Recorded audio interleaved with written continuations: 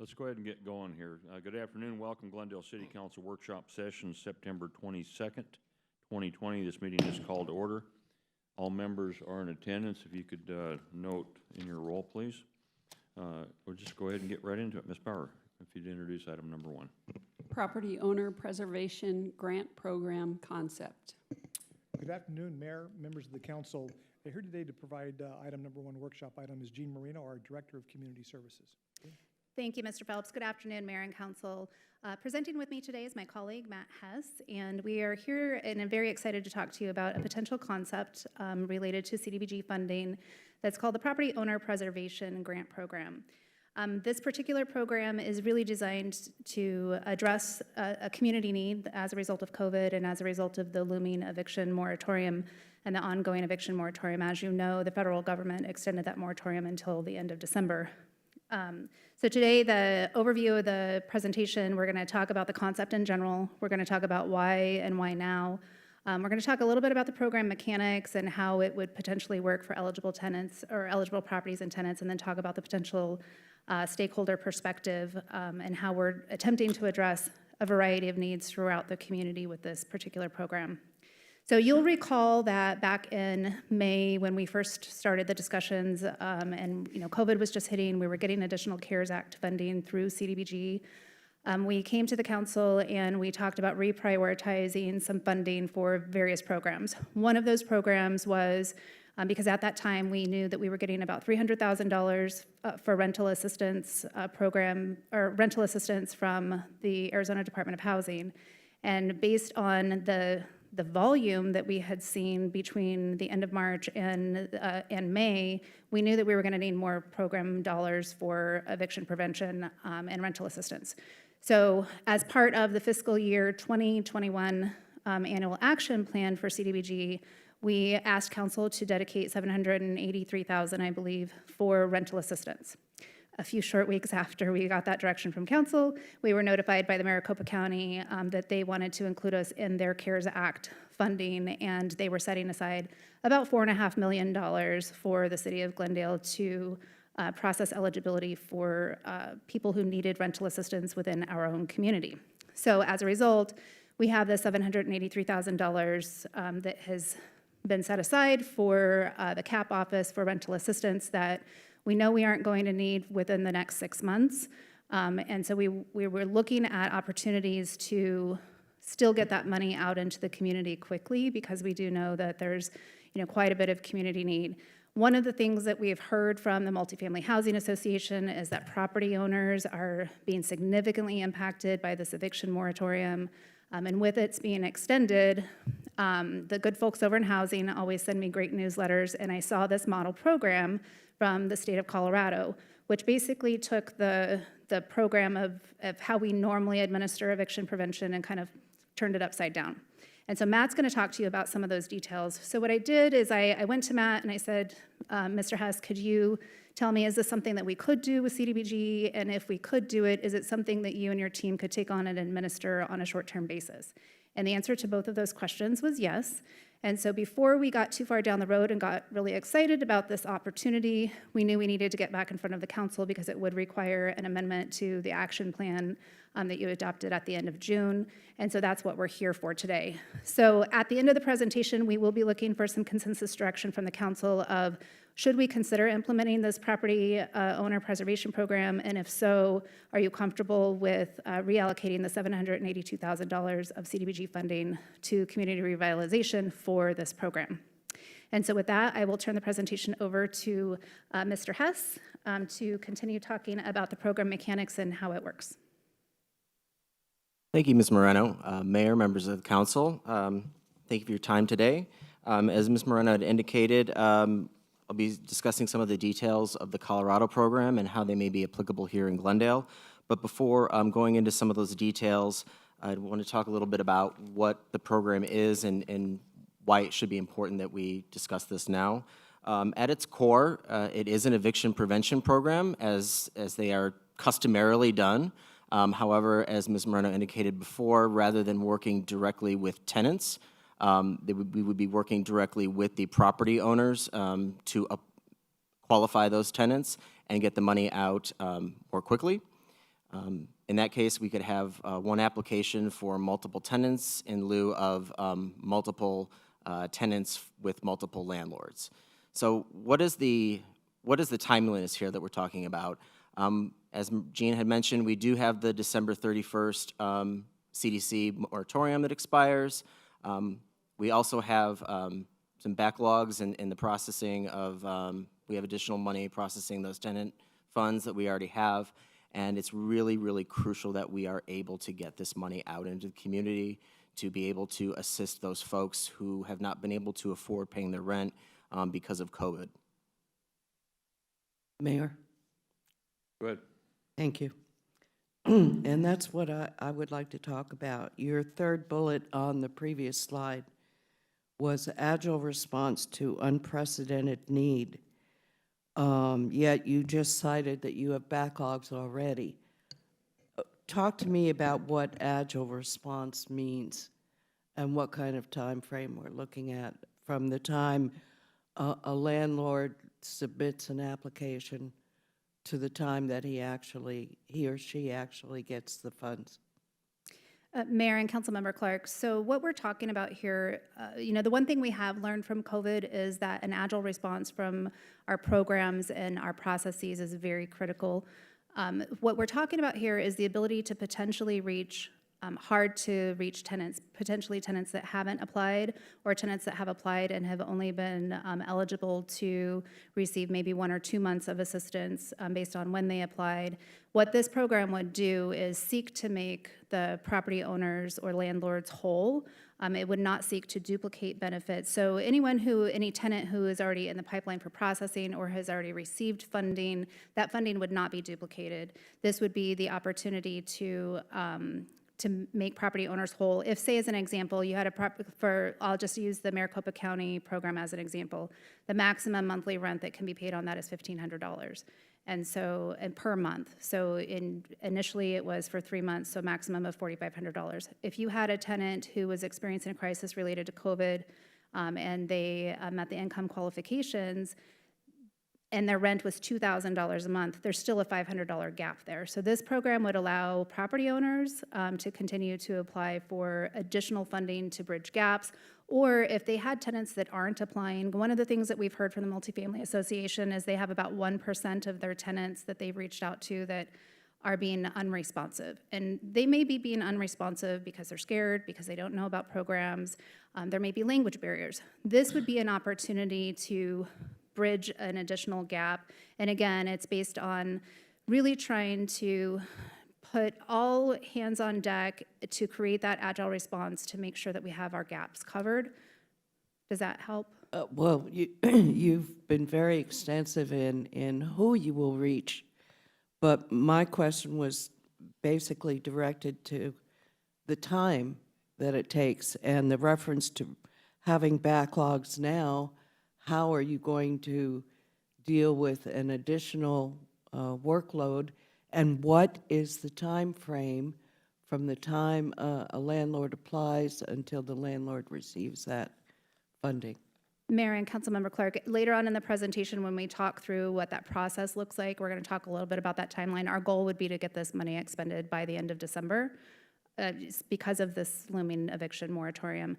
How quickly we can get it implemented and adapt the program rules, is going to be a driving factor. We will also need to, bring forward to council that item to do the amendment to the action plan as well. But that was our discussion, is we need to get this money out there because of this looming eviction moratorium. Well, you have 3 months basically remaining. What do you anticipate being able to handle out of that 700,000 plus in 3 months? Mayor and Councilmember Clark, we haven't gotten that far yet because we needed to find out for sure if this was something that the council wanted to pursue. So we haven't put a lot of detail into that program plan. So the guideline and the exemplar program that we're showing you today is what we know is out there and what we know has worked in Colorado. We believe that it will work here as well. When we talk about the process, we're going to talk about how do we manage the volume. So currently, right now, there's no mitigating the number of applications that you can receive, and those applications are processed on a first in, first out basis. So that is, that's continuing. People are still continuing to apply every day. With this particular program, what we're talking about, in order to be able to do this in a timely manner, we're talking about having to utilize a lottery process, which we'll talk about in detail. But essentially, we don't know what the need's going to be because we haven't had those conversations with the property owners. We've only heard from the Multifamily Housing Association. But we suspect that there will be probably a lot of people who are requesting the service. And so we would utilize a model that we're planning to utilize for the housing program in the future, which is have an application period where people apply, they provide initial information, we do a randomized computerized drawing, and then we process those until we're out of money. Okay, let me try it a different way. You need to get council approval before you can move forward, so you haven't fleshed out the details of the program yet. How long do you anticipate it to be to get the program up and running? A week, a month? What are we looking at in terms of how long before you're ready to actually begin the program? Mayor and Councilmember Clark, the timeline that we've talked about is a month. So if we got direction today, we would plan on bringing a plan amendment forward to you at the next available council meeting. And then in the meantime, we're still working on those program requirements. So the ideal situation would be that we would launch by the beginning of November. Okay, so you will have 2 months to disperse over $700,000. I think it's an admirable goal. I'm not sure that you can meet it without having some temporary people on board to assist you if you really want to get all of that money out into the community. Have you thought about that? Mayor and Councilmember Clark, so just to be clear, there would not be a deadline to spend the money. I mean, we could expend it out into the community after December 31st. So there's no hard deadline on this funding as there is with some of our other funding that we're receiving from Maricopa County. So to answer that question, if we didn't expend everything before the end of December, we could still continue the program.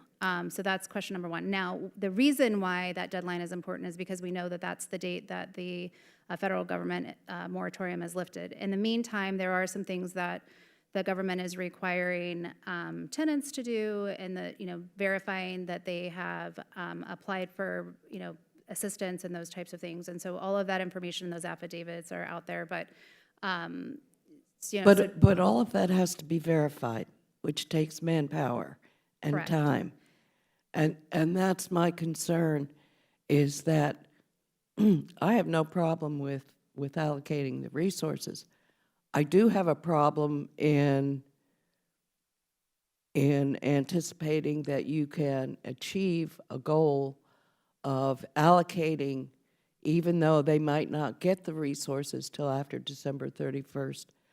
I believe that you might have some problems in making those allocations prior to December 31st, because it's going to require a certain amount of time to process each one of these applications.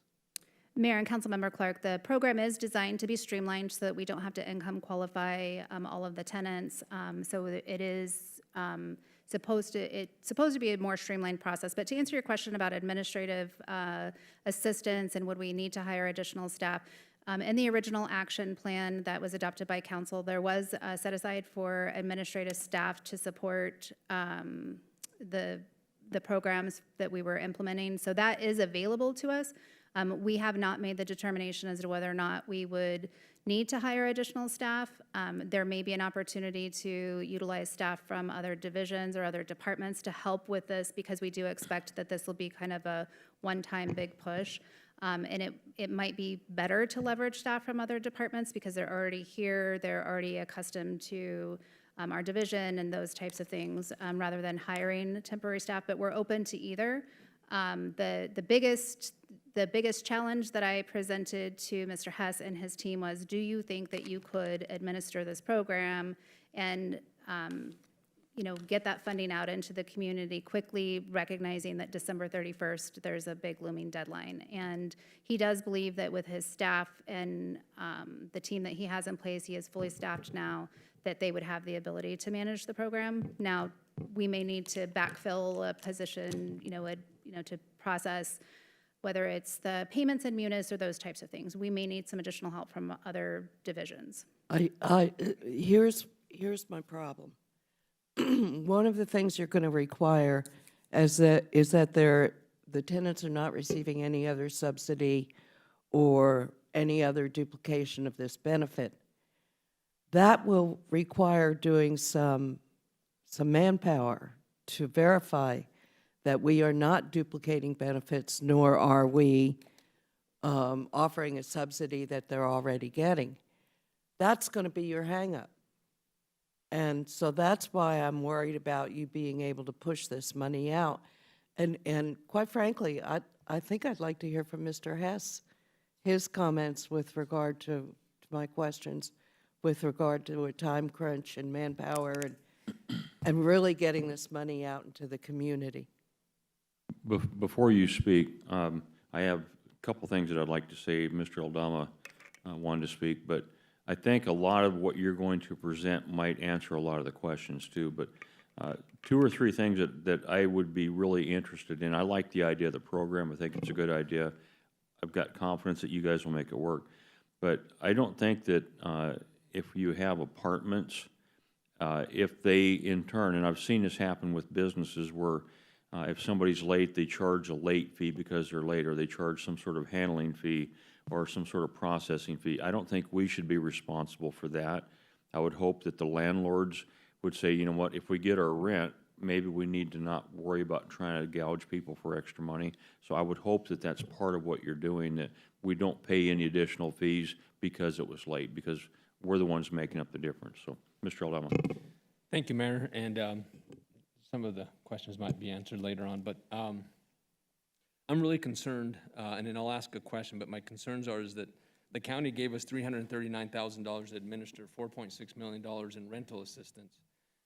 I met with the city manager and met with Ms. Jane Moreno, who gave me some really good information, but that program started July 15th, and then when I asked in August, we had only helped 8 families with $4.6 million to our disposal. So I'm really concerned that we can't spend $4.6 million, let alone spend $782,000. So my question to Ms. Moreno is, the staff that's going to administer the 4.6, is that a whole different department and staff than would administer the 782?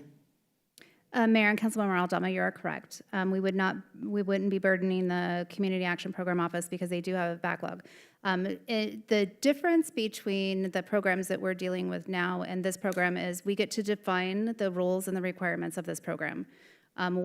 Utilizing obviously we have to comply with HUD regulations and things like that, but when it comes to the very specific things that we're going to talk about later in the presentation, we get to define that program guide and those program rules.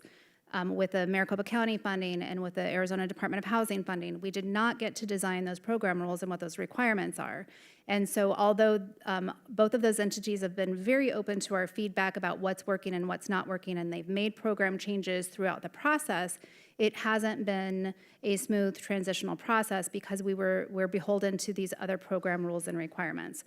So that is one big difference that we see with this particular program, is because we do get to define those rules and requirements, we'll be able to state up on the front end and make it as easy as possible to get this money out into the community while complying with the rules and regulations. Mayor, if I may, Ms. Moreno, thank you for that explanation. Question for you: the new program, the POP.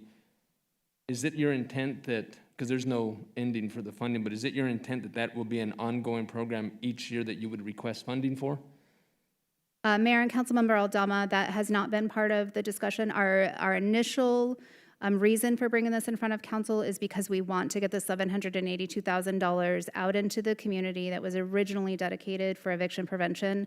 And right now, the CAP office is focused on disseminating that $4.5 million.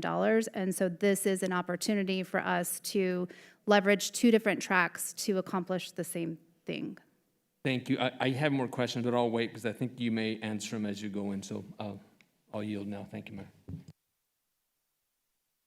Thank you, Mayor, Councilmember Clark.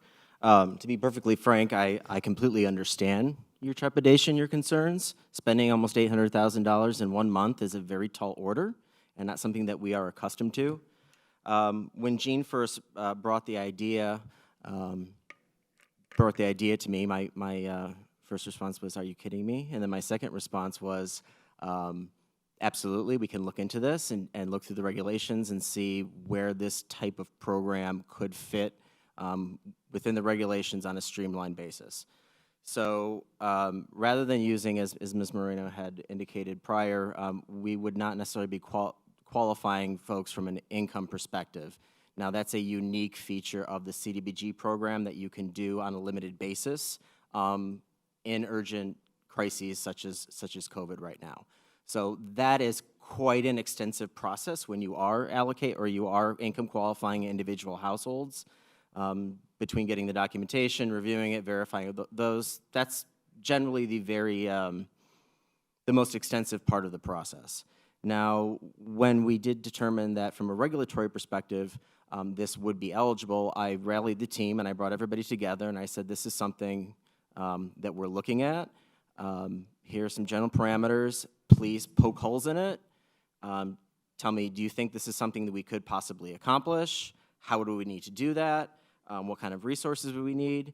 And we did a pretty high-level review of that to determine what particular milestones would need to occur, what kind of application we would need, what that platform would be, and then the process of reviewing things. And the entire staff agreed and were willing to make sure that this gets done. So I completely agree. This is normally not something that I would be advocating to complete in a month, but we really are in a crisis situation, and we have a unique opportunity with CDBG funds to provide that service in this streamlined way.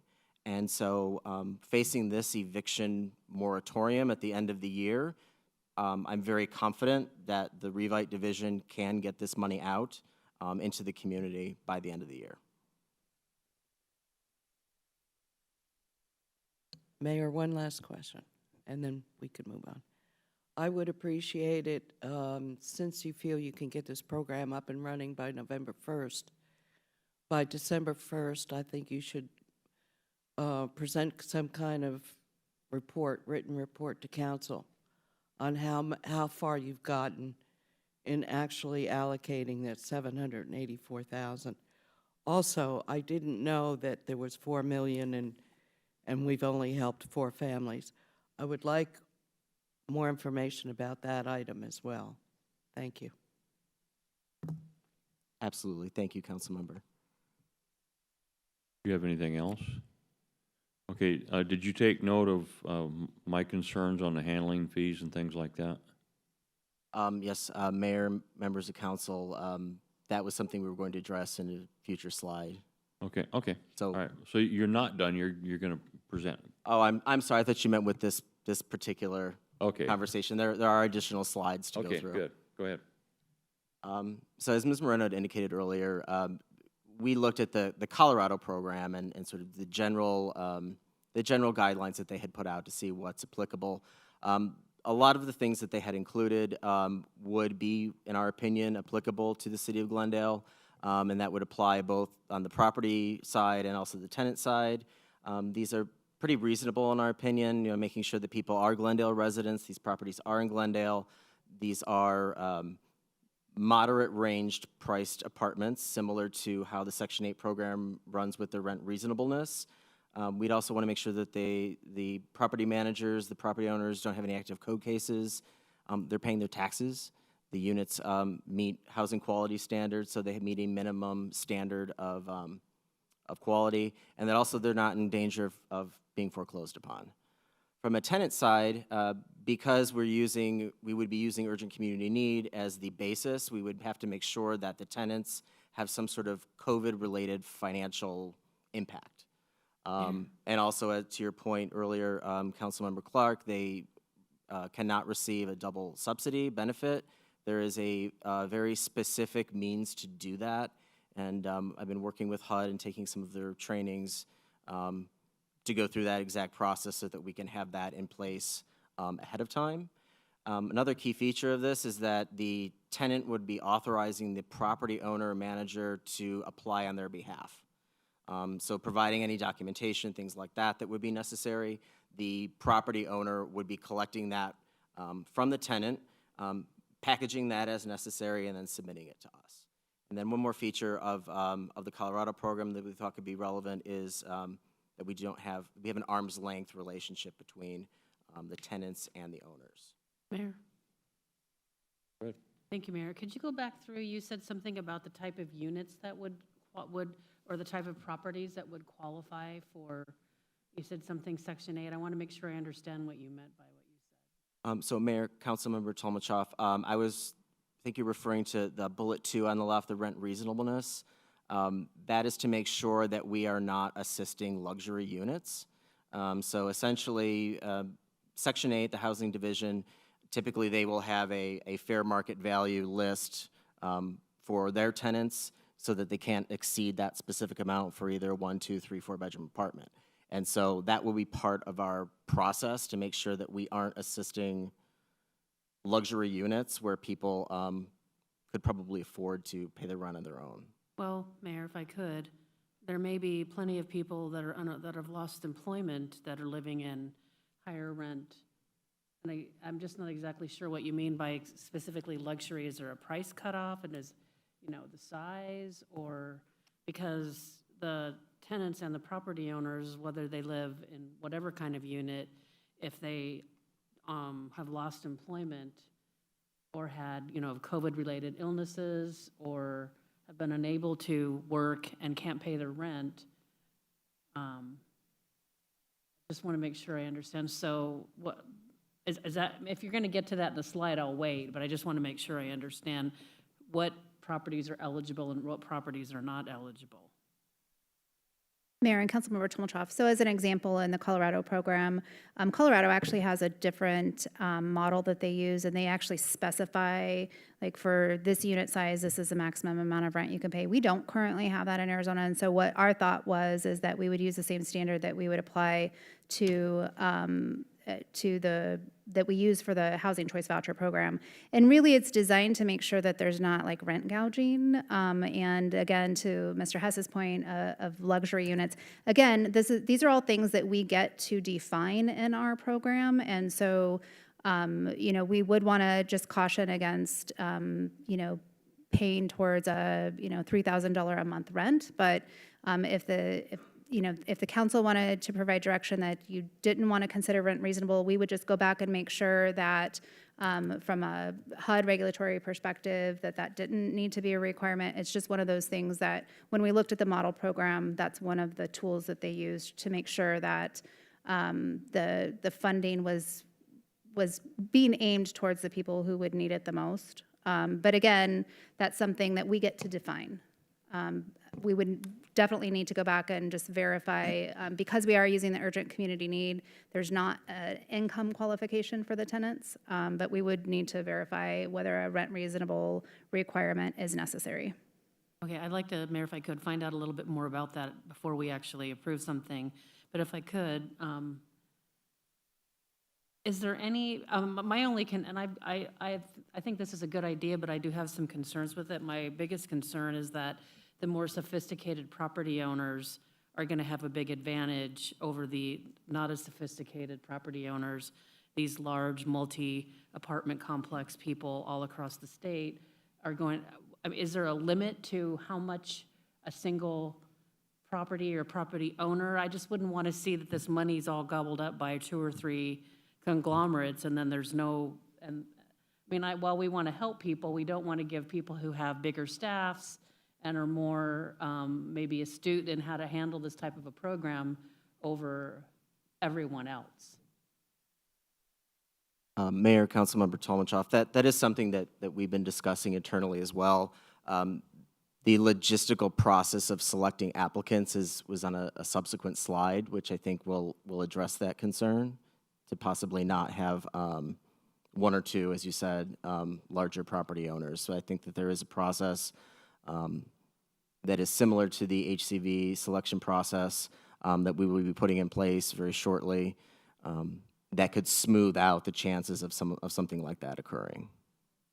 Thank you. The reason I ask, Mayor, is because I thought that it said that a property owner could submit multiple applications, so that was what the concern was, is that if they could submit 75 applications, you know, I just don't know whether there's any limit to how many, I didn't see it in here anyways, how many applications they could submit at once, so. And Mayor, Councilmember Tolmachoff, just to echo what Ms. Moreno had said earlier, that, again, those are things that are at our discretion, and so if the council were to feel that was an important element to include as part of the funding criteria, that's certainly something that we would just run through the regs, investigate, and make sure it was included as the selection criteria. Okay, thank you. And to her point, and she got all around it, but she never did actually touch it. There's a lot of people that own second homes that rent them out to build equity for retirement. I think the last thing we need to do is have a whole bunch of empty homes that people want to hang on to but are struggling to make their own payments, and then on top of that, the one they've been renting out. So I would hope that we would not look at the $3,000-4,000 rentals, but the average home where most people are paying $1,400-1,500, that we would pay attention to that too. This is just as important to help the person that's out of work, but it's also just as important to help people that own the property to keep somebody in there. It helps us out with broken windows and trash and weed control and all that other stuff. So there's a lot more to it than that. I hope that we don't just work on just apartments only, that we really spread it across the whole community with homes and apartments. Mayor, yes, you are correct. We are not limiting this to just multifamily housing. I mean, obviously, if that was a direction that council wanted to provide, we could design the program that way, but that wasn't part of the program requirements that, you know, Colorado is using, or that we really were looking at their model and looking at adopting, not entirely, but for the most part.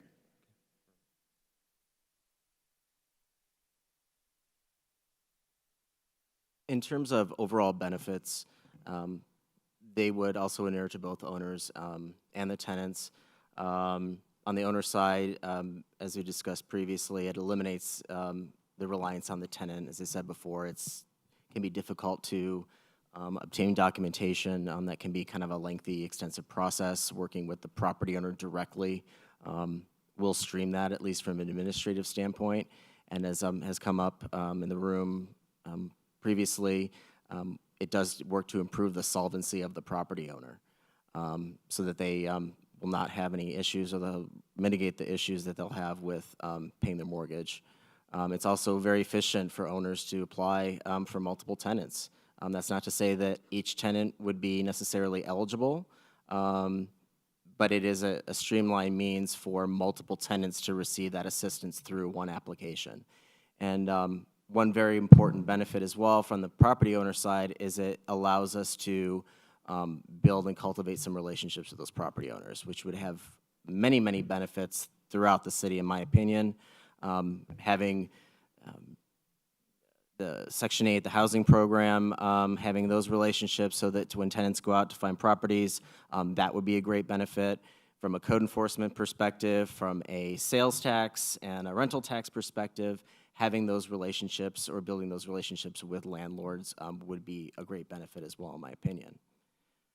From the tenant side, obviously they would halt the eviction.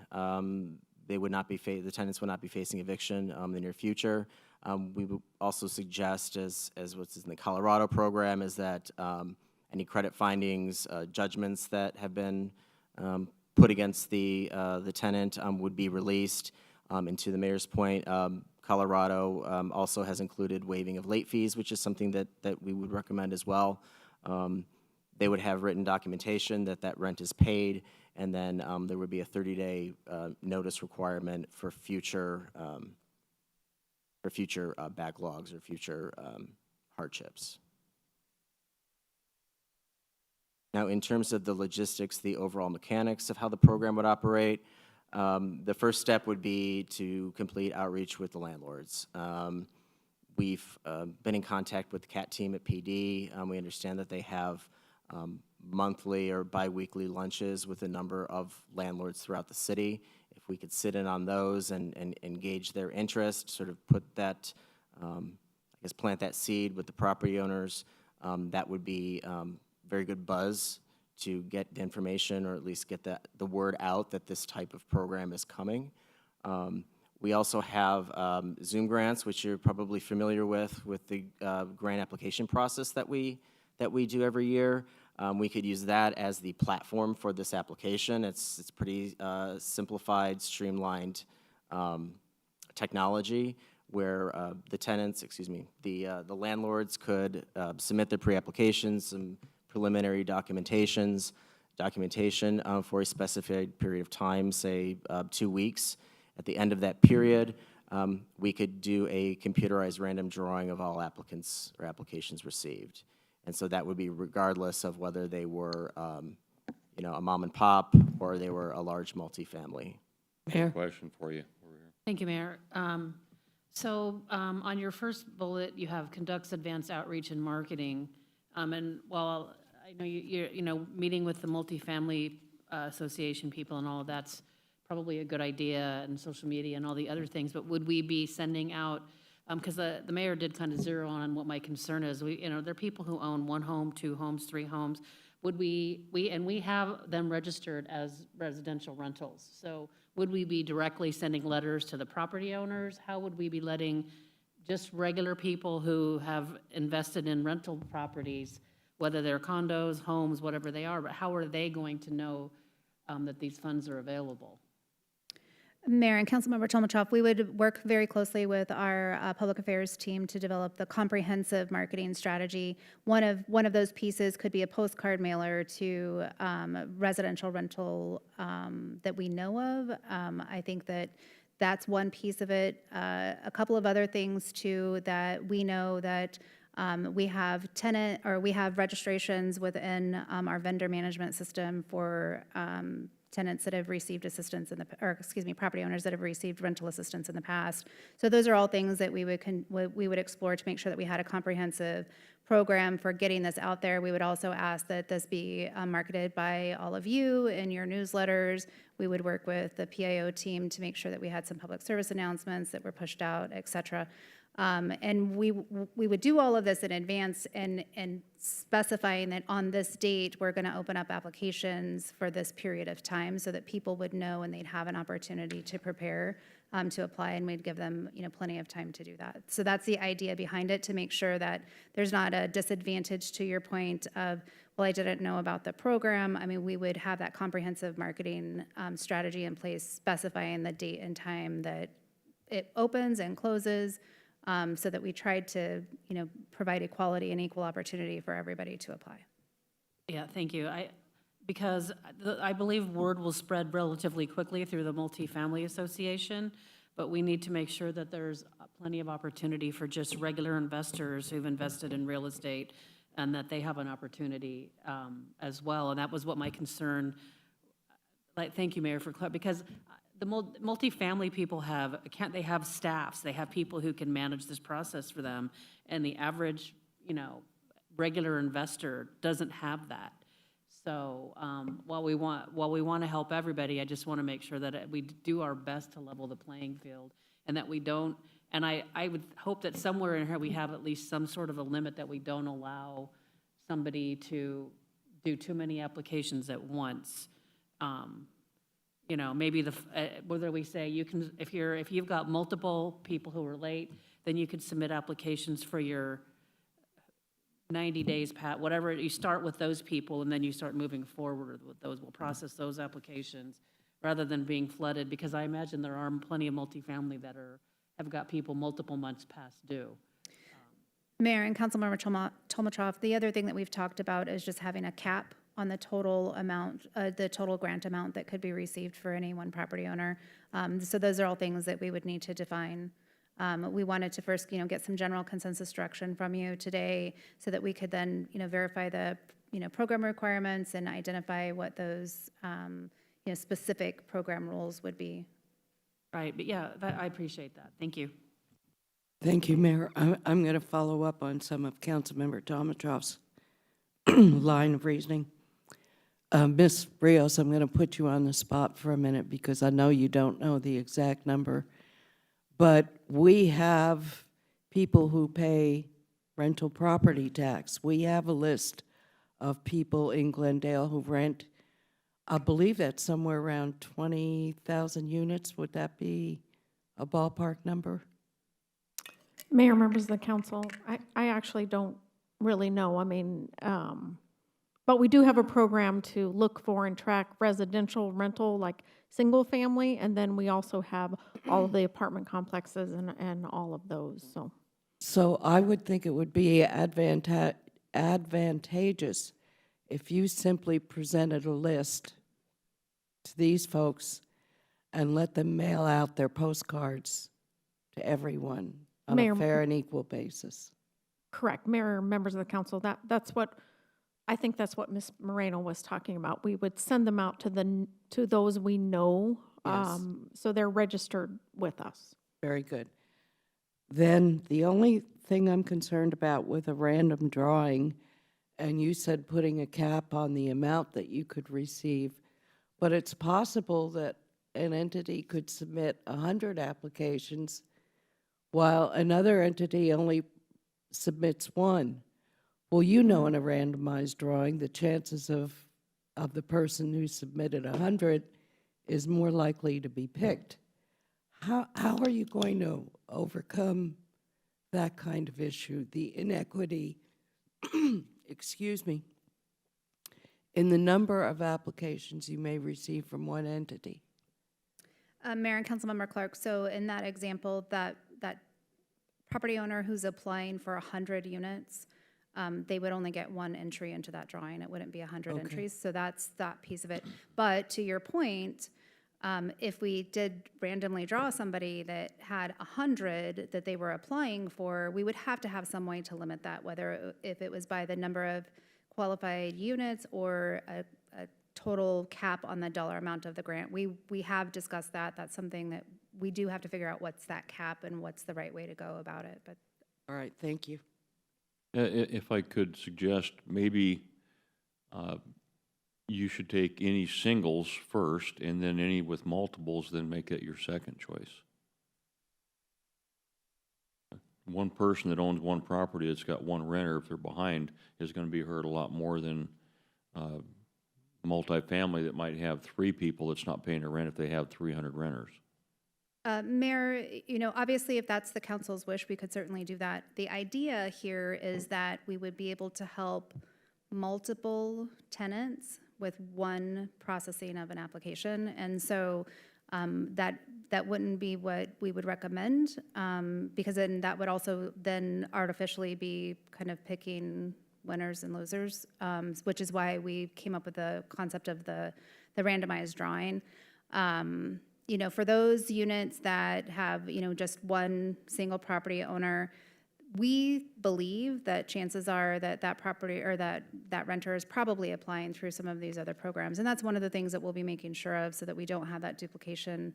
But to your point, the idea here is that we would be able, if I owned 10 properties and I was suffering a loss as a result of this moratorium, we would be able to get this money out faster by processing that one application for 10 units. Yeah, I understand. If you try to be fair, you can't be, though. That's the problem. Hard. And I'd just like to add, Mayor, members of council, ultimately, the beneficiaries are the tenants. So regardless of whether or not these tenants are living in a 500-unit facility or they're living in somebody's single-family home, they still are at risk of eviction and becoming homeless. So I agree to a point. If you're the renter and you own a property, you're just as liable to lose your property. So you lose your property and the person's out of a home too. So that's a twofer there. Mr. Turner. Your mic's not on. Thank you, Mayor. Thank you, Gene and Matt, for the presentation. Generally speaking, I think this is a program I can support. I have a few questions, and a lot of the questions that were raised by other council members were on my list as well, so I'll try to be quick as I run through these. And to the point that was just spoke to by the mayor, I mean, if we're calling this property owner preservation program, and it is an alternative to the program that already exists for tenants, and the property owners are the ones doing the work, I think we should be focusing on, property owners, how many property owners we can help keep solvent, particularly as the mayor was alluding to, the ones that have less capacity to absorb the loss. So, the individuals, that sort of thing, that own these properties, as opposed to large investor corporations, where I guess that's part of the risk you take, So I'd like to stay focused in this program on that. The probably my top concern about this is the potential for fraud. We've already seen it in all of these programs, I think, that have been pushed out so quickly at the federal level. And I'm concerned, how do we prevent that from happening here? What kinds of notices on the forms that people are signing, that they realize that if they're attempting to defraud the city or the county on this program, that it can have serious consequences. So I'm concerned about that, and then how after, or either during or after the fact, we will be able to come back and audit the program and make sure that we do discover that and reclaim funds if that's happening. So I guess to answer the question I had, it's the intention to target both the large and small rental properties, not just the big ones, not just the little ones, but all of them. But I'll try our best to do it on a level playing field. And as you mentioned, the Home Builders Association, and they have great communications. The Realtors Association can certainly be helpful. A lot of realtors are connected into the single-family rental property market. There's property management companies that owners of single-family properties, especially in small apartments, will use property management companies. That would be a place to get the word out to. And then I know at the beginning of this COVID crisis, city sent out a postcard to all of the businesses in the community, directing them to where they can find out more information. So I think that the suggestion for doing that to the property owners in our community that are on the rental tax roll, that doing a postcard to them would certainly be good. It's important that they be able to find out, fairly how this is available to them. I do believe that, particularly if we're not going to income qualify the tenants because of the complexity and time that involves, that we really should focus on the, what did you call it, the rent reasonable level. And I know initially there was a comment about gap filling, that if, there's a gap between what the normal rent is, but what the rent reasonable amount is, that this could go to fill that. I would think that would be a lower priority, maybe in subsequent rounds, if we have multiple rounds of drawings, which was mentioned in our homework, that, maybe they would be eligible, for gap filling at that point. But I'm more inclined to think that, we should try to help as many people significantly than, a handful extraordinarily. And to the point of how many grants can any one individual or entity get, the number that came to my mind, the note I made, is that during each round, that no one entity could qualify for more than 5% of the available funds. And then if there was leftover funds, then they're eligible again in the next round if they still have need for it.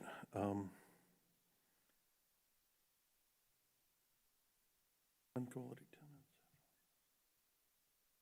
I think that pretty much covers my concerns. So within that and the other questions that were raised, I would like to see us, authorize you to proceed. But of course, at the first meeting of October, come back, answer questions that, are outstanding, or left over. Not that any of our questions are ever that outstanding, but the questions that remain, and then look for authorization.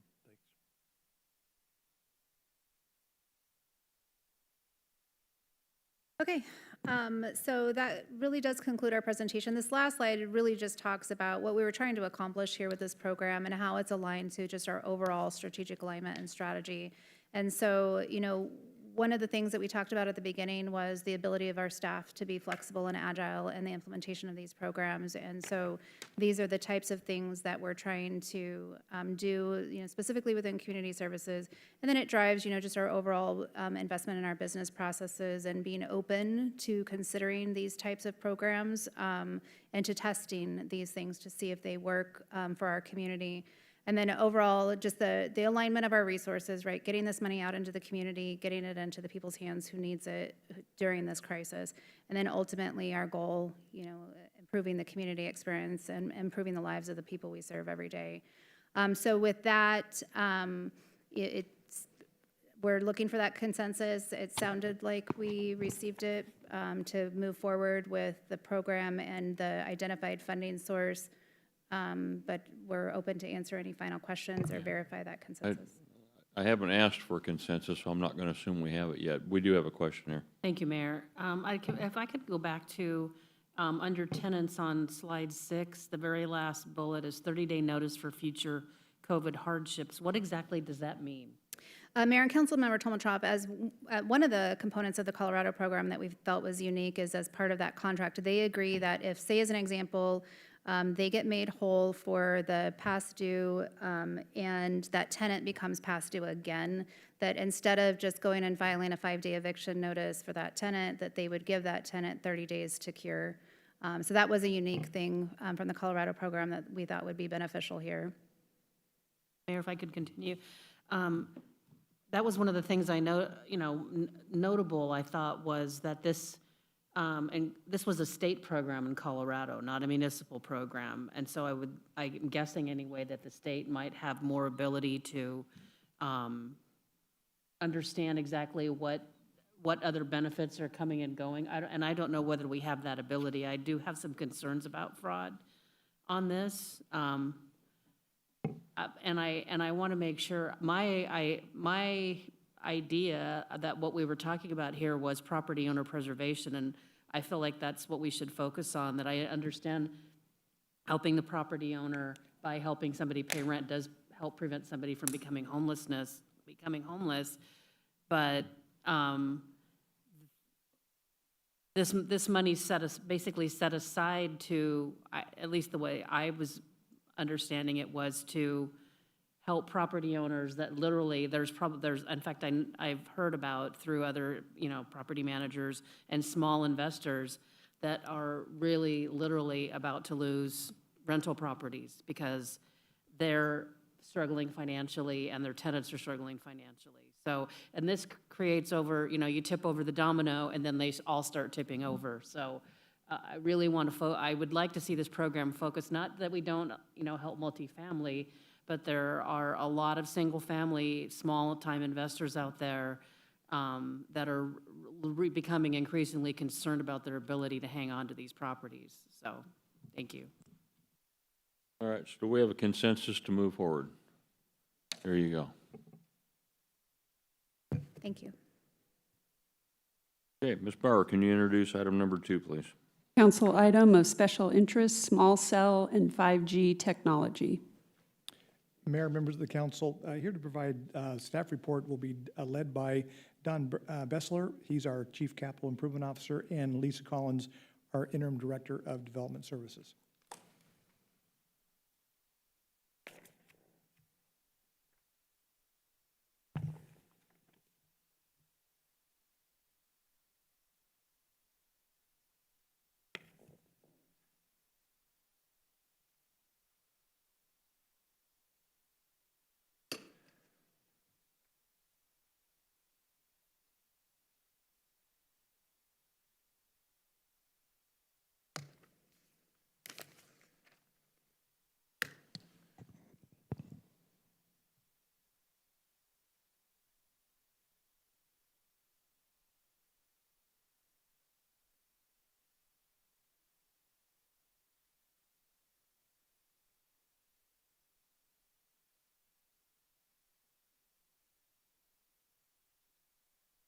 Thank you, Vice Mayor, members of council. My name is Don Bessler. I'm with the Engineering Department, and I'm accompanied by Lisa Collins with the Development Services Department.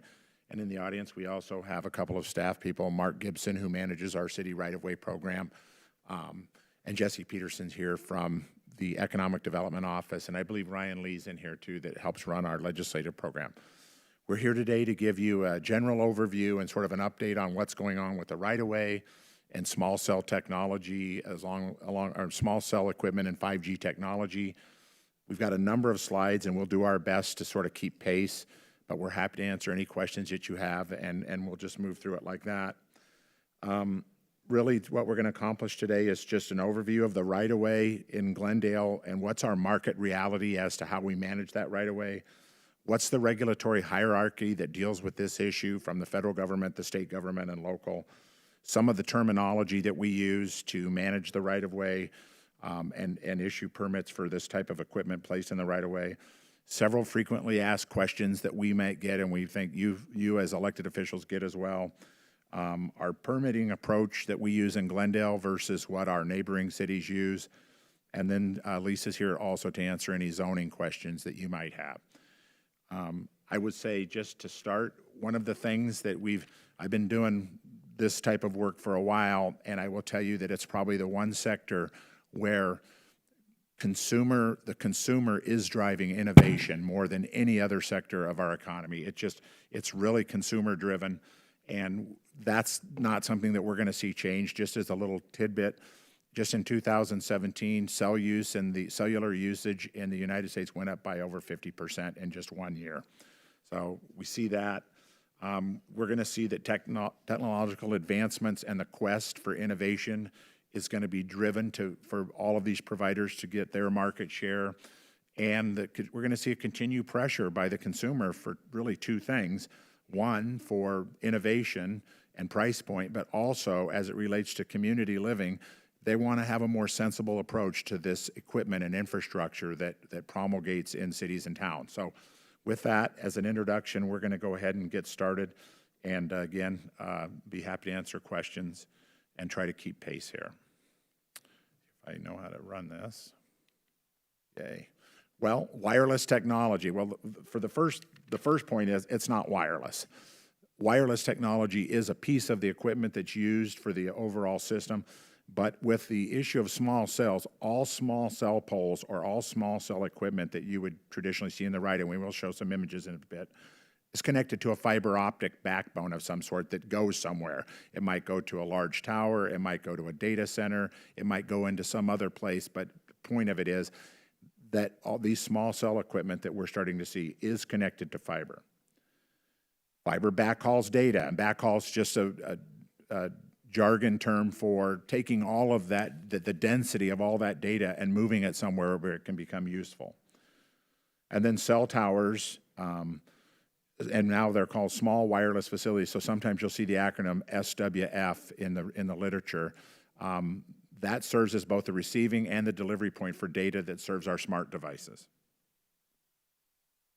This is just you can't see it as good as I would hope, but this graphic just demonstrates generally, especially for our viewers, that how this wireless technology works. The first circle there on the left is pointing out either a data center or some other place like a data center that's going to be the repository for this. It sends out through hardline to either a large or a small cell, and then in our home you can see that we're receiving it into the home. And it can sometimes be through telephone lines, but it can also be wireless. And you can see that it gets distributed through the household for various smart devices. Some of the early technology that we're used to seeing on the left here, this is a sort of second or third generation of a large-scale cell tower. As we go down, you'll hear me use the term monopole. That's where it's a single pole as opposed to the image on the right, which is the old derrick-style cell towers that we were used to seeing in the early days.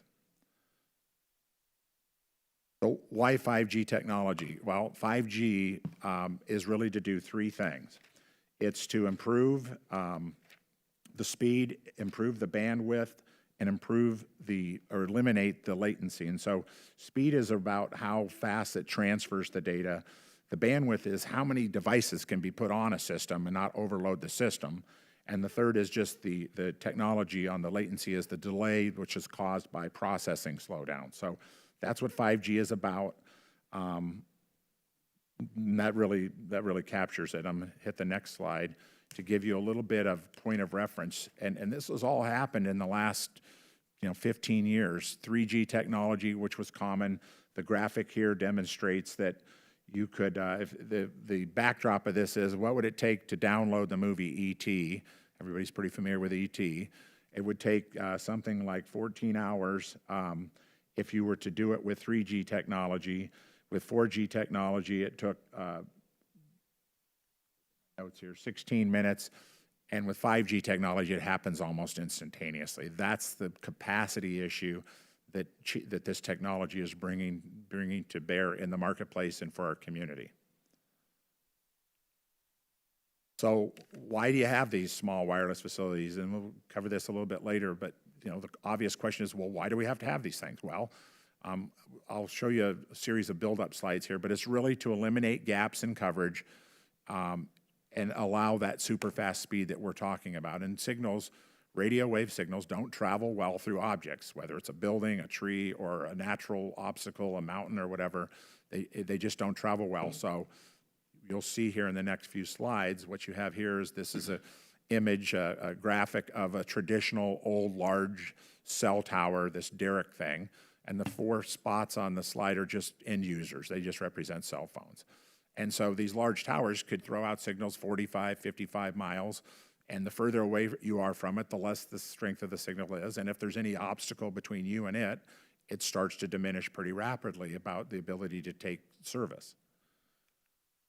So this example shows that you've got this large cell tower. It's trying to reach these users, and you can see in this instance there's trees as obstacles, and they're creating line of sight issues for these radio waves, and it creates disruption in service, and it gets to this issue of reliability.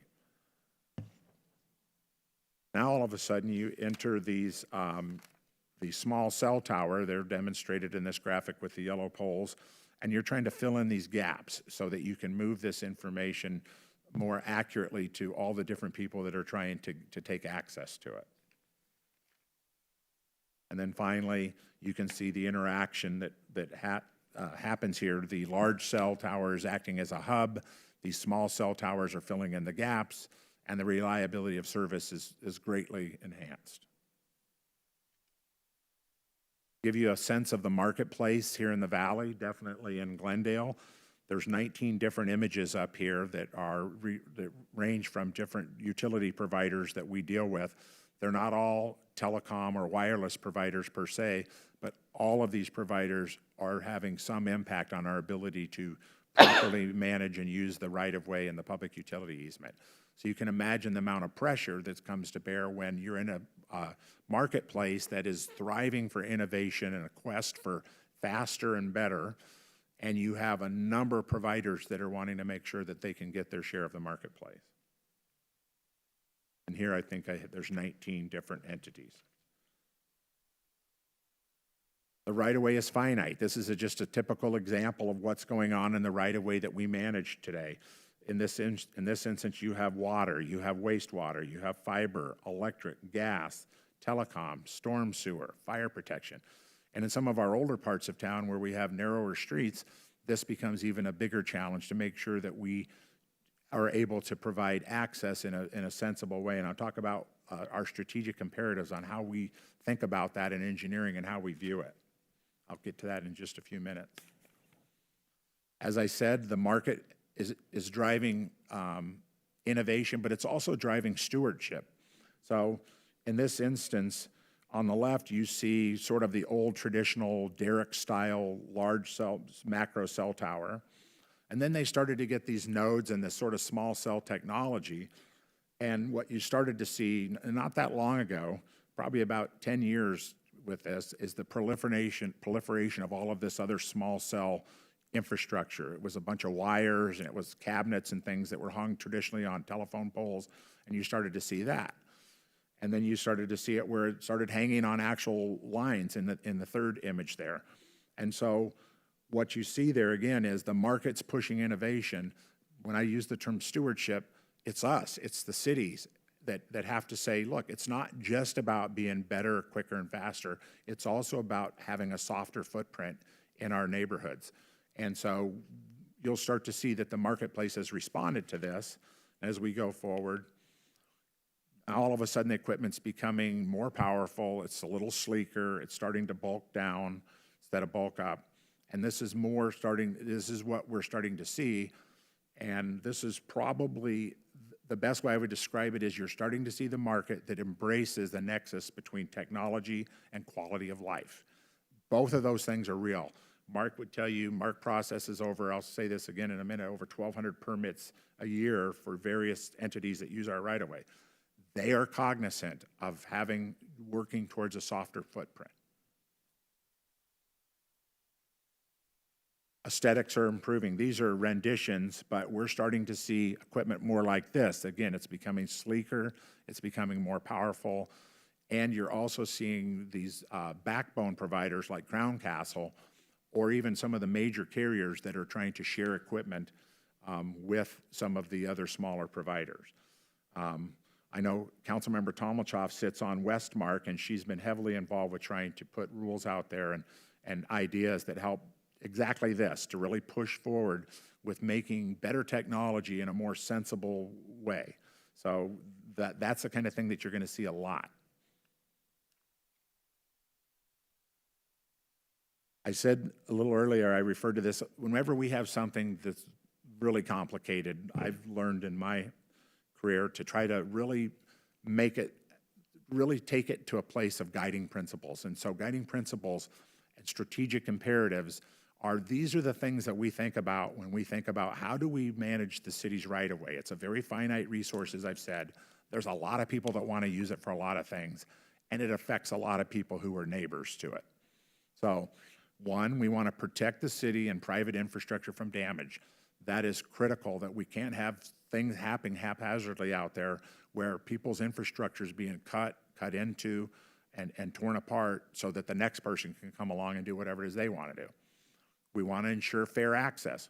We don't pick winners and losers. We don't say we like brand X better than brand Y, so therefore we're going to treat brand X in a manner that's different, that's not fair. So we're always about fair access.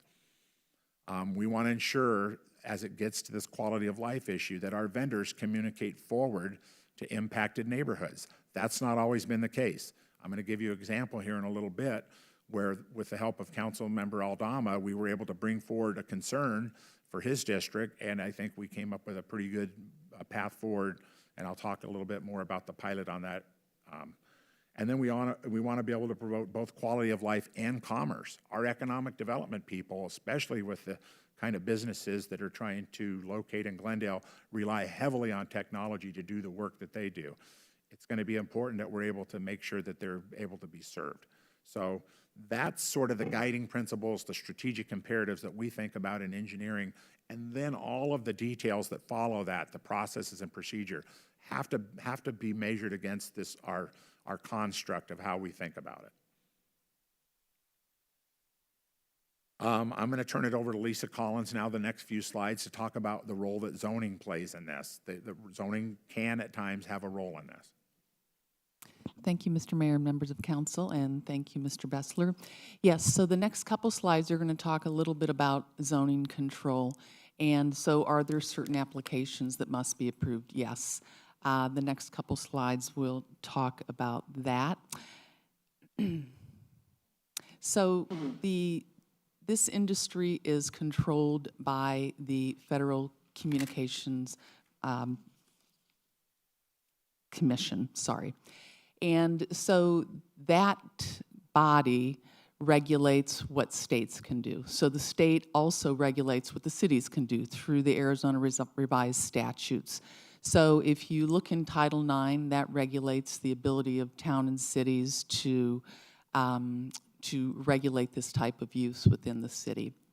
And so when we're talking about the right-of-way, and Mr. Bessler is going to click to the very next slide, which tells you very briefly what we can do. And there isn't a big role for zoning in this because we're talking about the use of utility poles.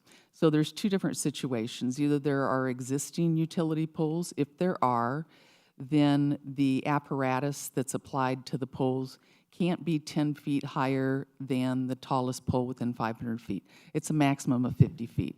Bottom line, there's no zoning regulation beyond that. The state, again, has sort of dictated what the city will do in terms of regulating these types of facilities.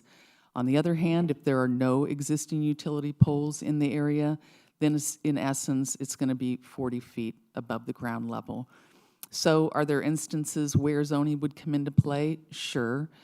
Mostly on private property, and we've seen that and have experienced that, and it certainly can exceed those height limitations. We do look a little bit at aesthetics in those situations. Also, the right-of-way does have a zoning classification. So if there was a desire to exceed these heights, we would look at the specific zoning classifications and determine the heights. To this date, we, have not seen that. I wouldn't expect that we would. I think there's a lot of consistency in the industry, and so that kind of concludes the zoning piece. I will tell you that, as an aside, with our zoning ordinance rewrite, that will obviously, this is part of the zoning ordinance, so that will be part of the rewrite, and it'll be compliant with the FCC and the Arizona Revised Statutes. And again, it does put some limitations. The bottom line is that cities can do things to regulate, but we can't prohibit these. We have to figure out a way to allow them into the infrastructure. So with that, I'm going to hand it back over to Mr. Bessler. He's going to talk about the permitting process within the right-of-way. Mayor, Thank you.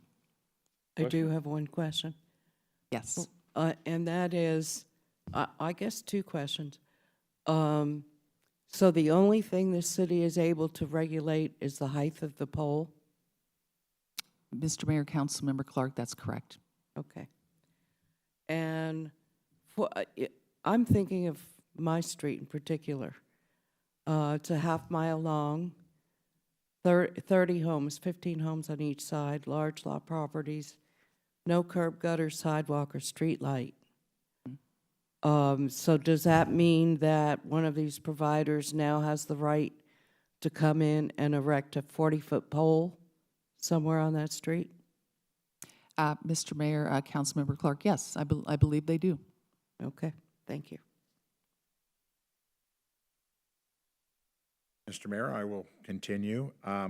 So on this slide, and I want to just sort of add a little bit to what Ms. Collins said, that is that height is about the aesthetic of it. So we can regulate to some degree the aesthetic height in that instance, and the other is the placement, as it really relates to public health and safety, or as I demonstrated earlier, the placement in the right-of-way of how this equipment gets put so that we know it's not going to create problems with other infrastructure. So talk a little bit more about that as we go through this.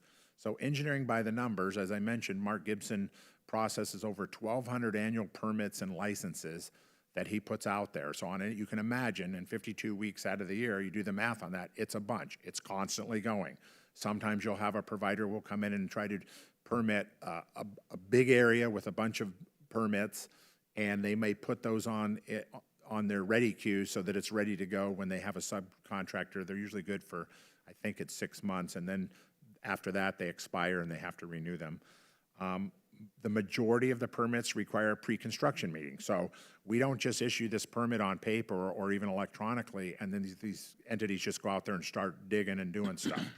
We have to have them. We have a meeting, a pre-construction meeting with our inspectors on site. Sometimes Mark will be on the call as well, and they'll talk through the dynamics of that particular installation, whatever it is. And I'll explain why that's important in a minute. And then also, every permit that we issue requires at least 3 inspections. So that's a big deal. So what I want to say is that we have an interaction with these providers.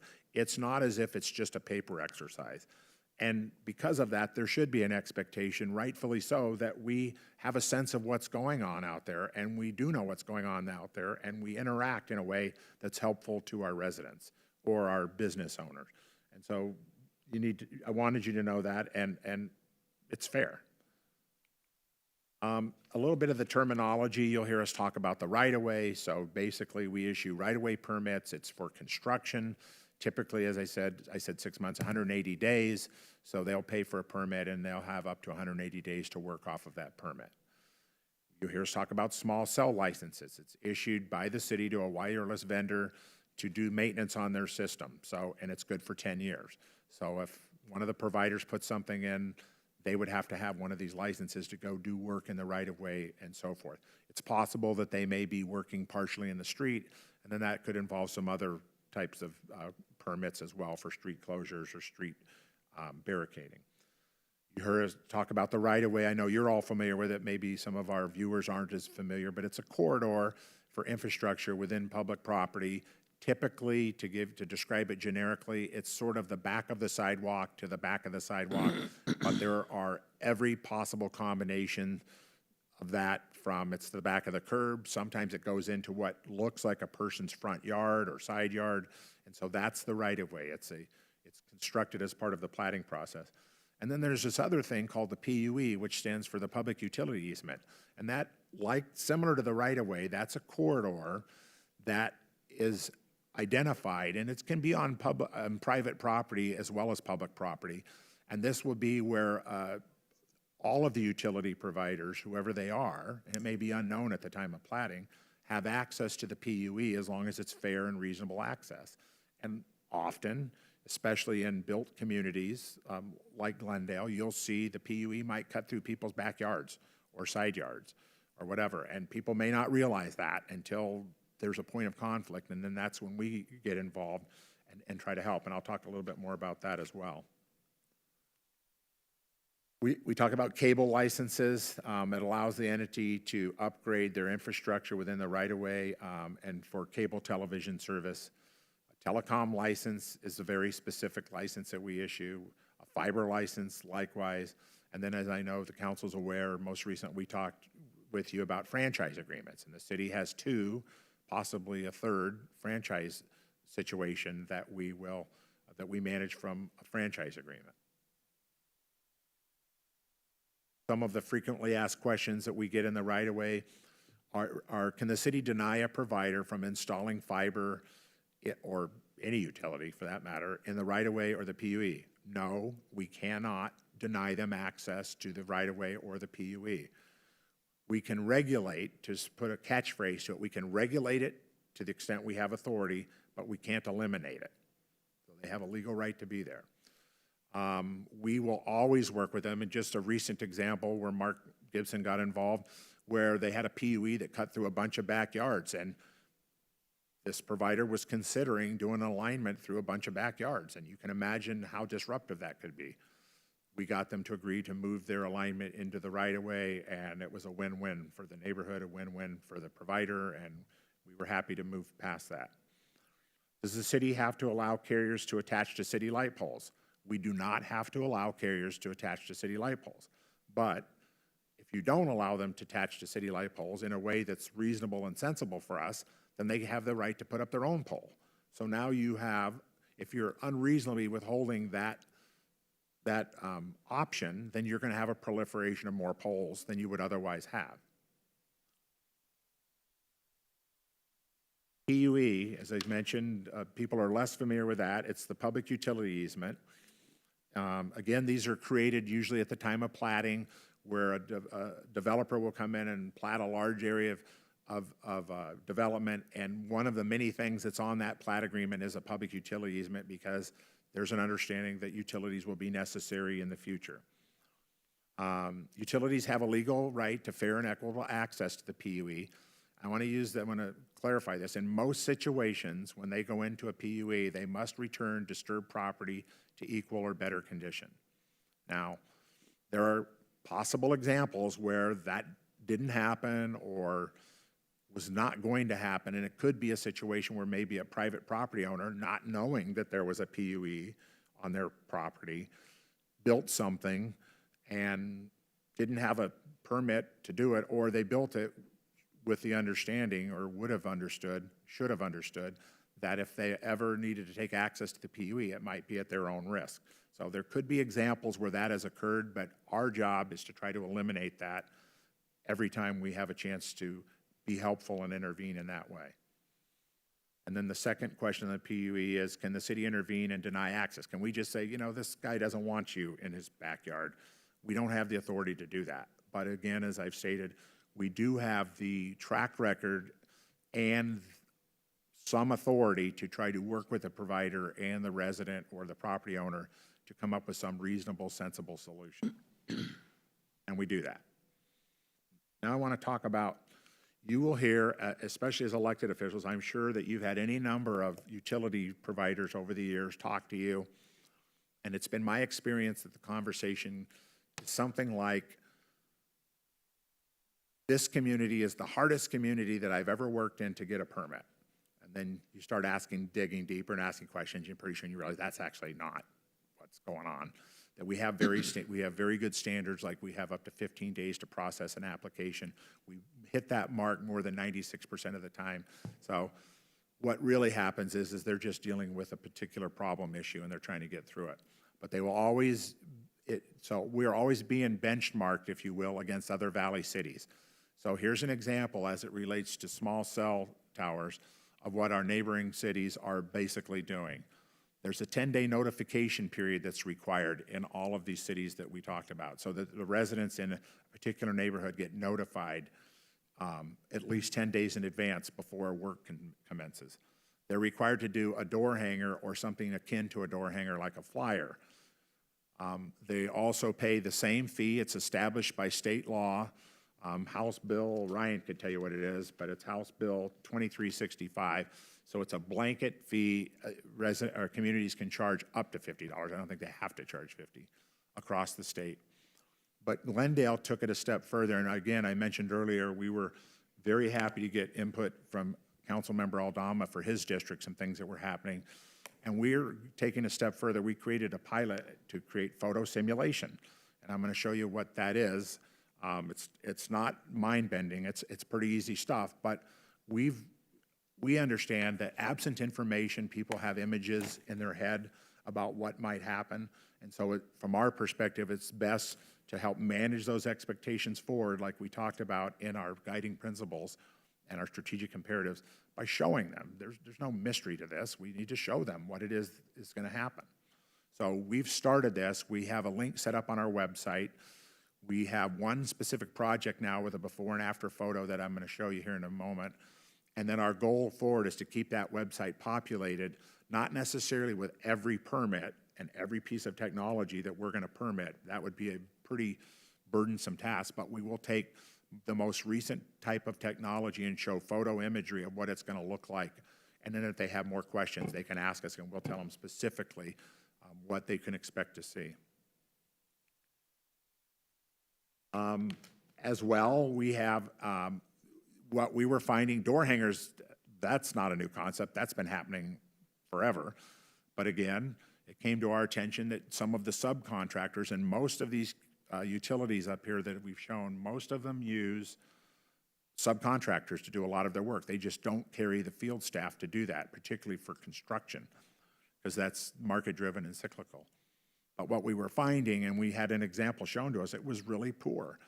The subcontractor working on behalf of a large, well-known telecom provider had a very, very poor effort at notifying the residents of what's going to happen. It basically said, your street's going to be torn up, make sure you don't park on it. And I'm glad that came to us, because what we've done now through this pilot is created a template. And the template has the minimal amount of information that must be on these door hangers or these flyers. Now, I will say that this is probably the exception, not the rule. Many of our providers have a track record of being very forward communicating and have good website information and good contact information, and have put out better door hangers than this. But this is the base that we will accept as a reasonable effort to notify residents of what's happening. It identifies, there'll be a logo on it that identifies who the carrier is. It talks about what the description of work is, so it might say it's going to be fiber install, or it might say a small cell tower. It's going to have specific project dates, start and finish. It has a description of what utility markings mean, because you'll see different colors of paint out on the street, and people aren't sure what that means and can obviously assume something worse than maybe what it is. We will have a hotline that's provided, phone number by the provider. In addition to that, we put the City of Glendale Engineering Department's phone number so they can call us, and we can say whatever it is we need to do to help make sure that they're informed. And then if there's any special instructions on the bottom that describe don't park on the street between midnight and 8 or whatever it might be. So that's part of what came out of this pilot. And then this is a photo simulation. I apologize with the light in here, it's a little harder to see, but it's actually not bad. It's essentially a City of Glendale street light on the left side, and it has a curved arm coming over, and then above it is the installation of the actual 5G equipment that goes on top of it. So this would be an example where the installation is going on a City of Glendale street light. So again, that will be before and after information that's going to be on our website, so that people, again, will have some imagery that will help them understand what they can expect. And with that, I really appreciate you letting us get through this, because it's a lot, and we'll be happy, and so will Lisa, to answer questions you might have. Mayor, thank you. Appreciate it. Mr. Ambassador, thank you very much. You and your staff and met with Kevin on a couple issues in my district regarding cell towers, so thank you, and Mr. Friedline. I just want the council to know that a little bit of history. So, so we did have full jurisdiction over approving zoning and the aesthetics of cell towers. We had it. It had to come through us, and we were able to approve or deny. That was in 17, and then the state preempted us, and because they wanted to be the first to have 5G in the country, and with some information that Mr. Lee sent me, we were not even the first, second, or third state to have 5G, so it didn't help us at all. So we relinquished our legislative authority to the state, and so the state allows these cell towers to come to our communities. And then a year after that, they preempted us and allowed agreements for telecom for CenturyLink and Cox. And so they go both hand in hand. The cabling goes first, and they come back, put the cell tower up. But I want to thank our staff, because I had a couple of constituents call me that there was 5G towers going up in their front yards, literally in their front yards. Ms. Clark, just as you described, it's right of way, but it's in your front yard. It's your yard, the pole, and the sidewalk and the street. And so we looked into it, and while we were looking into it, while Janet was looking into it with our staff, I'm at home a couple weeks later, and I get a 8.5 by 11 Word document, just as Bester described. Construction in your community from this date to this date, from this time to that time, have your vehicles out of the way, here's the phone number, that's it. And so staff went out and really worked with these contractors to get, now going forward, they actually stopped the project for a couple of days to make sure everybody was aware of it. So they did a really, really good job. I thank you for that. But there's more than just the aesthetics of 5G. I think there's a lot to learn about 5G that we don't know about. The FCC has put out that the cell towers are really safe and they're good to be around your communities and schools. I'm not too sure that's a fact, and we haven't done enough studies to determine that. So they're just going all over in our community. I think the aesthetics and the communications is getting better, but we know absolutely nothing about 5G cell towers. But you are absolutely right. We are driving that to become more prevalent in our communities because of the use of devices and internet and so forth. But this pilot program that you guys are having is going to have an impact. But I challenge the city to look into this further on the harm from 5G, but also how do we work with the state to get some of that legislative power back to decide if those poles can go in our neighborhoods or not, because they're going everywhere, not just in the Ocotillo district, they're going in everywhere in Glendale. And so I want to thank our staff for leading that. Thank you. Thank you, Mayor. Mayor? Actually, we're over here next. I just have one question for Mr. Bessler. What's the radius of a 5G? How close do they have to be to one another? Mayor, Councilmember Clark, so I'll make sure that I don't walk up to the precipice of my knowledge. But I would say that the large cell towers in general go about 50 miles. Again, it depends on the terrain. Yeah, but And the we're small- talking about these new things that we're putting on light poles. Right. What's their radius? I'm going to say that it's less than 50 miles. Oh, and that thank it works in harmony with each other. I wouldn't want to give you a range because I'd just be speculating, but I can find that out for you and make sure that we follow up and get that to you. I think that's important to perhaps curb the proliferation of 5G poles going up everywhere, is to know what the maximum distance radius is between them. You know, otherwise they're going to bamboozle us and tell them, well, we have to have them every 50 feet, and that's not what we want. But I do want to follow up on what Councilmember Aldama said. I know nothing about 5G. I would dearly love to have a council workshop on 5G and hear both the good, the bad, and the ugly about it. And so that we have some kind of information to make up our minds about whether, as speedy as it might be, is it speedily destroying our brain cells as well? You know, I don't know. So I would really like to see a council workshop on 5G. Milner. Thank you, Mayor. I too had received quite a few requests or inquiries regarding 5G from residents, and I'm sure some other council members had as well. And so I spent some time studying it and, trying to figure out, what is it all about. But before I get there, I wanted to ask some specific questions about where we are with 5G in the city. I think you've answered the question of what regulatory authority the city currently has, which is basically none. I think that's what Ms. Collins said, is if somebody wants to put in a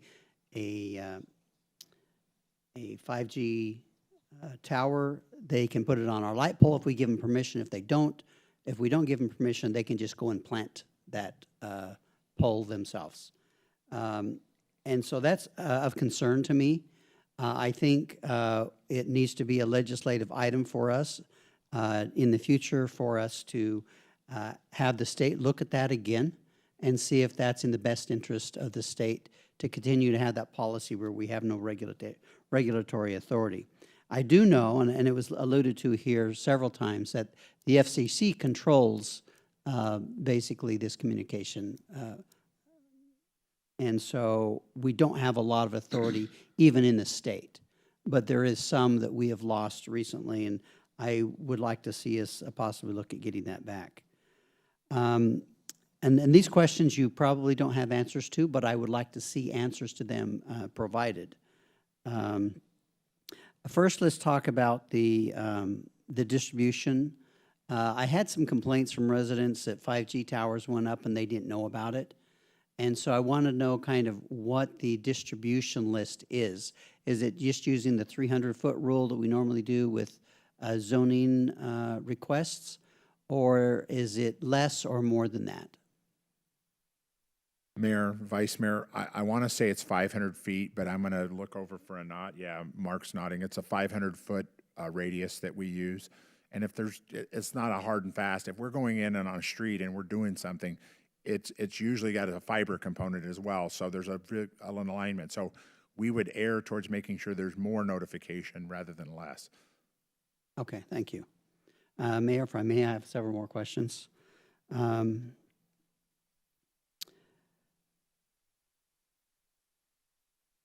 If there is a tower that goes up on private property, does the city have any regulatory authority, or is there anything that happens there, or can a private individual just give permission for the communication tower to be put up? So Mayor, Vice Mayor, from the engineering department side, unless they were taking access in some way from the public right-of-way or the public right-of-way, we would not have any skin in that game, that we may not even hear about it. I would give you a sort of an order of magnitude. There's probably over 200 of these small cell towers currently deployed in the city limits, and probably 20 that we've issued permits for, I should say, and 20 of the larger towers, but there's more than that, so they obviously got out there on private property.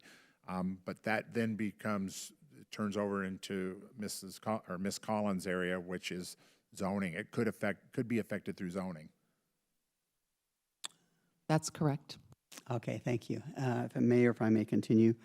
I have heard, and again, this is where I think Councilmember Clark's suggestion of a workshop would be very helpful to disseminate what's fact and what's fiction. There were tests done in downtown Phoenix, and these cell towers were put up every block in order to achieve the maximum coverage for this particular type of cell tower. And I know there's different types of cell towers, that there's a low frequency, which some carriers use, and then there's a very high frequency. And the distance that these have to be installed are quite a bit different as well.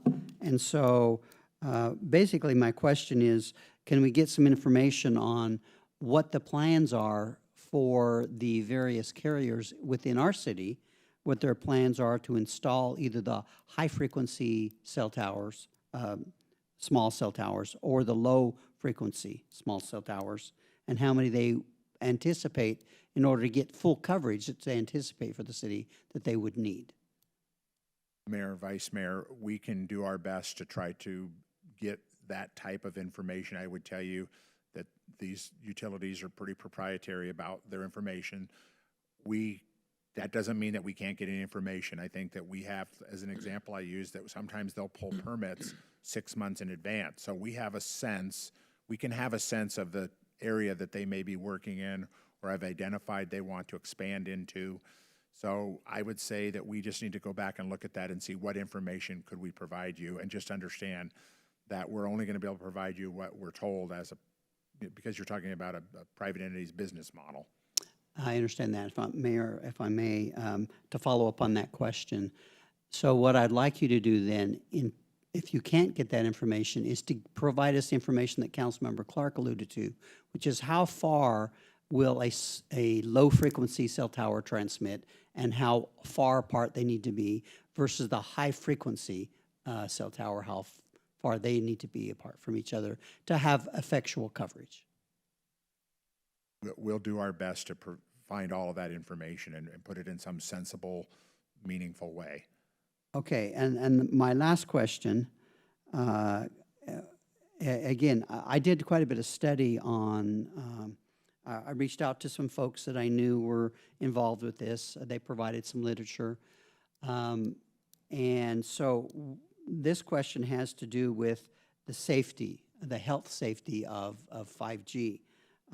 Because most of what I saw, and there was a lot, that there are some safety concerns with 5G. And so the question is, what scientific studies have been completed by the industry that 5G shows that it is safe for the human body? And especially with the different frequencies of the 5G, the lower frequency and the higher frequency. I understand the higher frequency has to be much closer because it doesn't transmit through things, whereas the lower frequency will go through walls and buildings and those kind of things. And so I'd like to kind of really understand, I'd like to know from a scientific basis where this is all at, because these are the questions that I'm being asked from my constituents. They're saying, is it safe? And again, we have no authority to stop it, but I think that the community still needs to understand the safety of these communication towers as we're putting them in. So with that, Mayor, thank you. I think what would probably do all of us a lot of good is if maybe you could get with Ryan or Brent, and they could ask one of the lobbyists representing Sprint or Verizon or someone like that to come out here and just just give us the lowdown. They have the people that understand the technology, and I think hearing it from them might do good for us rather than you trying to translate and figure out what we want to hear. So I would hope that we could have that at a future workshop. I'm sure that they would accommodate. I don't see a problem with that. And that might explain why my popcorn keeps popping in the cabinet all the time. Yeah, I was just kidding when I said that, okay? Go ahead. Thank you, Mayor. I can tell you, I switched to the Information Technology and Communications Committee in NLC 2 years ago precisely for this reason. And I was astounded to find at my very first meeting that more than half the people in the room were industry people. So I don't know, no offense to the industry people, but I don't know if they're the most reliable resources. They've got a very effective lobby that has literally tied the hands of local government. Arizona is one of the most preempted states in the country, if you're not aware of that. The federally allowable fee, annual rent fee is $270. In Arizona, it's $50. So, but to speak to what Councilmember Mueller was saying, the FCC, one of the reasons people are afraid is because the FCC, I'm just going to read this from the FCC website as well. There is no federally developed national standard for safe levels of exposure to radio frequency energy. Many federal agencies have addressed this important issue. In addition to the FCC, federal health and safety agencies such as the EPA, the FDA, I'm not going to use it, National Institute for Occupational Safety and Health, and OSHA have been actively involved in monitoring and investigating issues related to RF exposure. For example, the FDA has issued guidelines for safe RF emission levels from microwave ovens, but not from 5G cell towers. And it continues to monitor exposure issues related to the use of certain RF devices such as cellular telephones, small cell towers, and other things. So part of the problem, and that's one of the things that the ITC committee in NLC is really working hard to try to get the FCC to make some sort of declaration on the safety of 5G, because there is nationally a lot of concern on that. The safety concern is one thing, and I mean, I've actually said this, and maybe I wasn't as nice as you were in the Westmark committee, and even to some of the industry people, is how do we keep you from uglying up our community? How do we work with you? I understand, and there's a voracious appetite out there for the consumer for faster access to information, and I know they're trying to meet the consumer demand for that. And I know what we did with the large cell towers was, and I might not say this exactly right, but we couldn't, the only thing we could do was incentivize them. And I believe our process now is it's strictly administrative process if it's a disguised tower, a big tower. If they disguise it, it's an administrative process to get that put up. And it saves them time and money. Am I correct with that? Mayor, council member, that really falls into the zoning thing, so I'm going to let Ms. Collins answer that. Yeah, thank you, Mr. Mayor, Council Member Tomelchop. Yes, review of all of these types of facilities are an administrative process now. Yes. As long as it's disguised. If it's a regular, silver, ugly tower with a bunch of, spaceship-looking things hanging off it that they have to go through a CUP, I believe. Is that right?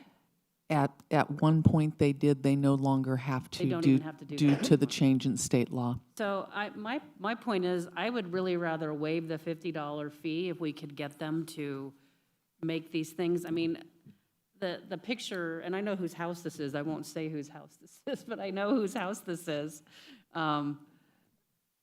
Do they have to get to 50 feet? I mean, this thing would be way less ugly, I think, if it wasn't sticking. They didn't make the pole longer and then put, nobody wants that in front of their house.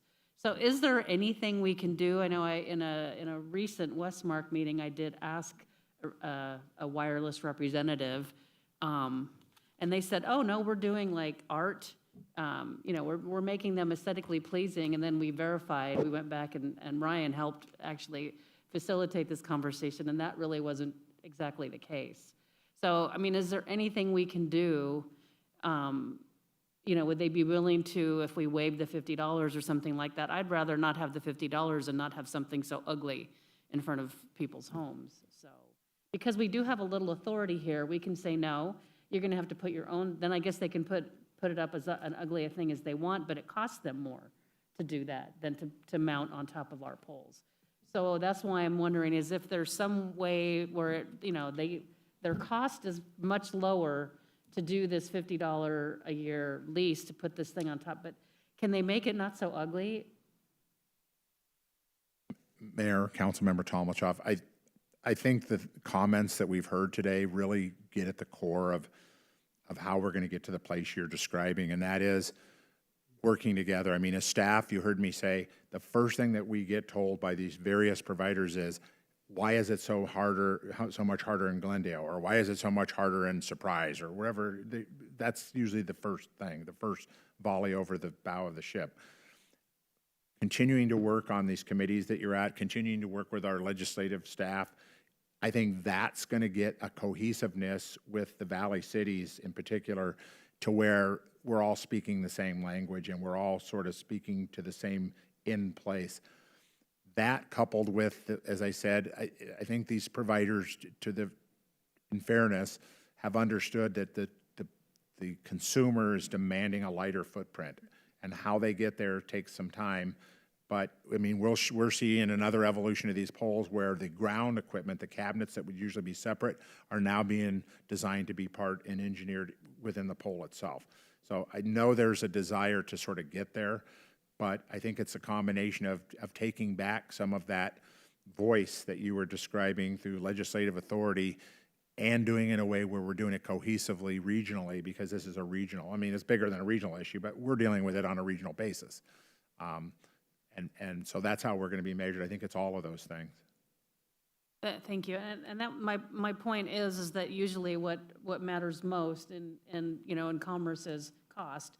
So, I mean, for $50 a year, I don't know how much we're actually getting for $50 a year, but I mean, if that was a way to incentivize, I mean, I don't know if there's a portfolio of different looking, or do they all look like this long, skinny, it looks like a missile or something almost that is on top of a street light. I mean, it's really not appealing. So that's, I mean, like I said, I understand, and I know we all want to be partners with this industry, because our consumers, our residents demand, faster speeds, but we're not going to, if we fill our community up with all of these ugly things all over, we're not going to be able to put the genie in the bottle. Once they're out there, they're out there. They're not going to come take them down and replace them with something else. So, thank you. I guess I would disagree with you, because when technology changes 5 years from now, they'll be doing something totally different again. It never stops evolving. That's the amazing thing about this. At least they're getting smaller, not bigger. Mayor, over here, Mayor. Go ahead. Thank you, and you are absolutely correct. This is really a small city, medium city, fighting against a giant, and we're not going to win the fight. We may win the fight. We're not going to win the battle, I'll tell you that, or the war.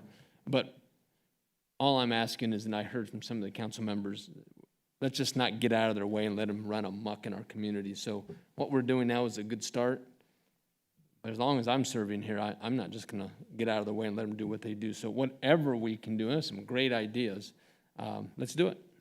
Whatever we can, however we can educate a community to let them know what's coming up in their front yard, that's our responsibility. And so I want to thank the council members for their ideas on this item. Thank you, Mayor. Mayor. Members of the council, this is a presentation that we knew would be both informative to the council and frustrating to the council. And we knew that there wouldn't be a lot of happiness after sharing what our limitations are. My concern as your city manager, asking us to go and to try to understand the safety and the health of the technology, is way beyond the capabilities and understanding of anybody that we have on staff. And I think, speaking to Councilmember Aldama's issue and Councilmember Tomlichoff, who sits on committees, this is really a broader discussion. Perhaps rather than have us identify studies to draw a conclusion as to whether they're safe or not, perhaps a better approach would be to have us work with our League of Cities and have them maybe suggest they facilitate a community discussion involving all of the cities, and let them put their resources towards research and drawing upon, best practices and what's happening, and maybe do it rather than at a City of Glendale level, maybe encourage them to do it as more of a regional discussion on this issue. I think we can get better information and more energy put into the research. B, I think it's a way to get the attention of the industry, because while they have regulatory authorities that are granted everything from Title 48, the federal government, down to the state level, they are still always sensitive to public sentiment, and they never want to push that envelope too far. So I think it'd be a better way to get the industry engaged on this. And so, again, I know what the request has been is for our staff to come back and provide you with information. I will tell you, I just don't know how we would do that. All we would really be doing is researching studies and providing you those studies. I don't think we would be prepared to draw a conclusion as to the safety, but maybe a better way to do this. And perhaps Councilmember Tomachoff, who sits on the committee, might have a better insight on this. I suggest we do it and ask our League of Cities here in Arizona to put some energy and time on furthering this discussion and make it a regional discussion, because I will assure you, you're not the only council that's getting calls from your constituents about the technology. And as they start kind of going forward more and more, I think those calls will increase. So that would be my recommendation, that maybe we push this more to a regional discussion and go from there. Mayor. Thank you, Mayor. I agree. I think we should have a much broader conversation. That doesn't prevent us from having workshops that can continue the conversation. However, and you're absolutely right, as long as we have a significant footprint in that conversation, if we're just going to be, if we're not going to have a large role in that, then that's probably not the route. But we have a member of the committee there that can assist, so as long as we're significantly involved, I agree. Mayor, that's why I wanted to throw it out there, thank you, Mayor, that the FCC and OSHA and FDA, they've ruled on microwaves, but so, to ask staff to bring back data when you can't get these federal agencies maybe nobody even knows yet, how much radio frequency is a safe amount of radio frequency. I don't know, but if the federal government hasn't been able to determine that, I don't know where else we would get the information. So I know Europe has gotten pretty strict with the 5G over concerns, but I don't know what data is out there, and I agree with you, Mr. City Manager, that it's really not the staff's place. And I'd be happy to work with Ryan on trying to move something forward with the league and see if there's anything. We are very restricted already in Arizona, so I don't know what we would be able to do, but other states across the country complain about $270. I'm like, you guys don't know how good you have it. So. All right. You don't need any action. This is just for conversation, right? Okay, so we'll move on to our next item, City Manager's Report. Mr. Phelps. Mayor, members of the council, I have 3 items to bring to your attention. Tomorrow, the Maricopa Association of Governments will be releasing a report. It's an 18-month study that benefits the airmen and the families of the Luke Air Force Base. And this report targeted 4 areas that included economic development, transportation, housing, and education. Our staff here in Glendale, we were the project lead around the transportation issue. Tomorrow, they'll be hosting a virtual launch about the study, and our Mayor Wires will be providing some initial comments on that. But if you need information on wanting to view that, please contact my office. I'll be glad to get you information. As you know, we've been having a number of meetings for our bond education that'll be coming up in the November vote. And so far, our staff and the Citizen Bond Committee have now completed 7 of the 15 public meetings that we provided you on the schedule that would be taking place prior to the vote in November.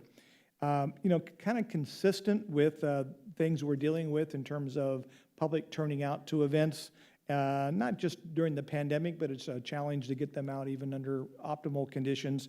The attendance has been quite low. In fact, one of our meetings that we had 2 people show up on that. The staff, however, has done a great job of reaching out and using technology as a way to reach out and connect with our citizens and to provide that information. And so one of the things they have worked really hard on is they did a Facebook Live meeting on the 15th. And during that one meeting, we reached approximately 1,700 people during that one meeting. We had dozens of comments online that came in, and we know that over 250 people clicked on and kind of forwarded information to other people. So we think this has been a tremendous success, and we're going to continue to do that between now and November as we continue to try to educate the public on the measure that the council had put on for the November bond. The final thing is, as you know, this past week was Emmys week. I think Jimmy Kimmel called it the Pan Emmys because of the pandemic. But within the overall Emmys, of course, we belong to the Rocky Mountain Southwest chapter. And we had a number of things that were presented for consideration, and we were able to take home a couple Emmys. And first, I'd like to mention Mike Harris. Some of you kind of know him as Glendale Mike. And he was inducted into a very esteemed item called the Silver Circle. The Silver Circle is only awarded to people who have a minimum of 25 years of career excellence in the field. And Mike is one of those. And so we should congratulate Mike for receiving that. We also received, in one of the most competitive categories, we received an Emmy under what's called the Branded Content Long Forms. This is for longer productions that were there. And in this particular one, it was a feature called Cool Stuff, Hotspot, C+D Industry. And so this was on one of our downtown Glendale merchants that had recently, in the last couple of years, purchased a building and renovated it and has moved in. And so this was produced by our Public Affairs Division. The writer and host was Jay Crandall, as well as the lead photojournalist was Louis Jacinto, and also Matt Droge, Mike Harris, and Roger Ratley all contributed to this. And again, this was a great program that drew attention to one of our downtown businesses. And again, we received an Emmy for that. And with that, Mr. Mayor, I conclude my report. Thank you. City Attorney's report. No report, thank you. Council items of special interest. Next on the agenda is just that. Each council member has the opportunity to indicate topics they'd like to have discussed by this council at a future workshop. Mr. Aldama. Thank you, Mayor. Not necessarily, it's an item of interest, but doesn't require a workshop. Just have a memo sent out to council members should they be getting calls from business owners in the downtown. I'd just like to make sure that you also, with what I'm going to ask, communicate this to the SLAG leadership group for the downtown manager.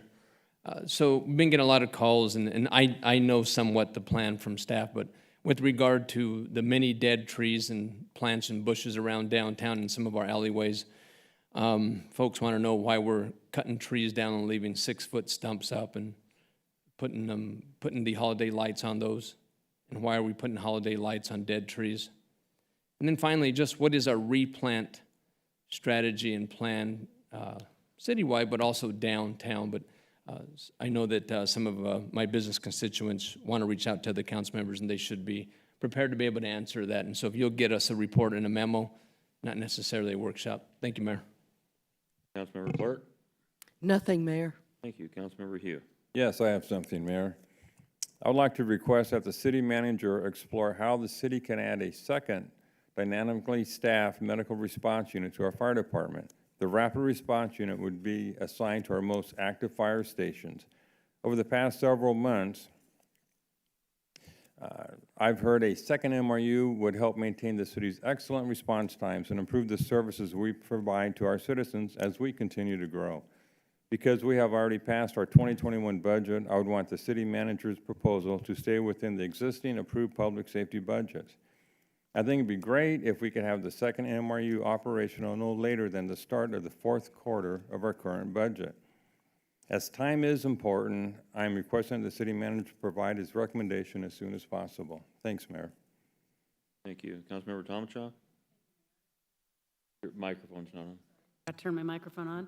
Excellent ideas, and I don't know if staff is taking an inventory.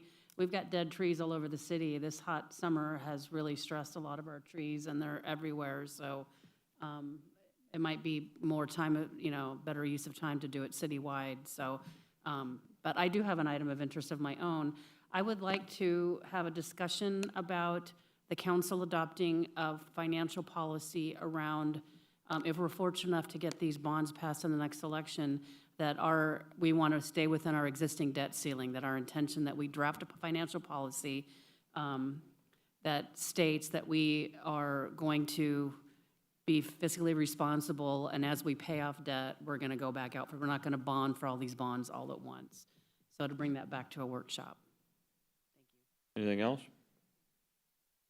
Thank you. Councilmember Turner? Thank you, Mayor. To what Councilmember Tomachoff had just raised, I would concur with that. I think the concept is to, correct me if I'm wrong, that the council consider adopting a policy that says we're not going to need to raise taxes, property taxes in the future based on the bonds that hopefully, may or may not, but hopefully would pass in November, that we would be doing it within the existing tax and structure that we currently have. That's what you That's were my saying. I intention. would certainly jump on board with you there. Thank you. That's all I have, Mayor. Vice Mayor? I would concur with Councilmember Tomachoff's recommendation. Thank you. You have nothing yourself? Okay, all right, I have nothing. Motion to go into executive session. I have a motion, I have a second. Any discussion? Hearing none, all in favor, vote aye. Any opposed, vote nay. Appears the ayes have it, do have it. Council meeting is recessed.